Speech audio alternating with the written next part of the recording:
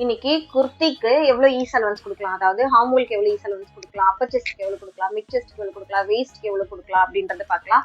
இந்த is allowance வந்து நீங்க ஹை நெக்கா போகும்போது, மீடியம் நெக்கா போகும்போது, டீப் நெக்கா போகும்போது டோட்டலா வேரி ஆகும். ஒரே பாடி மெஷர்மெண்ட்டுக்கே நீங்க 3 மெஷர்மெண்ட் போடுறப்ப வேரி ஆகும். அது எப்படி வேரி ஆகுதுன்றத நம்ம பார்க்கலாம். ஈஸ் அலவன்ஸ் குர்த்திக்கு நார்மல் நெக்குக்கோ ஹை நெக்குக்கோ எப்படி கொடுக்குறதுன்னு பார்க்கலாம். ஹார்மோல் பொறுத்த வரைக்கும் இப்போ இன்கேஸ் 16 இன்ச்சஸ் வந்து ஹார்மோல் இருக்குன்னா 0.75 இன்ச்சஸ் வந்து நீங்க நார்மல் நெக்குக்கு கொடுக்கலாம்.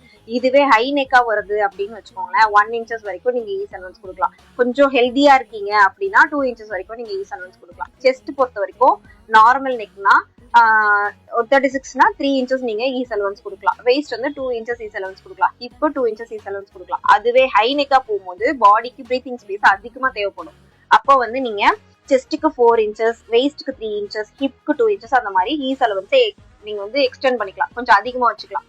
ஏன்னா நார்மல் நெக்குங்கும் போது நம்ம கட் பண்ணி எடுத்துரும் இல்லையா, அந்த கட்ல வந்து உங்களுக்கு ஈஸ் அலவன்ஸ் கொஞ்சம் வந்து பாடியே கொடுத்துரும், அந்த கட் பண்ற போர்ஷனே கொடுத்துரும். அதுவே ஹை நெக்னா நம்ம ரொம்ப காலர் குர்த்தி அந்த மாதிரி எல்லாம் போடுறோம்னா நம்ம பிரீத்திங் ஸ்பேஸ் கொஞ்சம் நிறைய கொடுக்கணும்.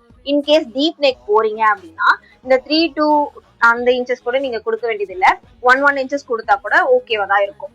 இப்போ இந்த மெஷர்மெண்ட்ல டீப் நெக்கு போட்டு நீங்க எனக்கு மெசேஜ்ல சொல்லுங்க, கமெண்ட்ல சொல்லுங்க, நான் கரெக்டான்னு சொல்றேன்.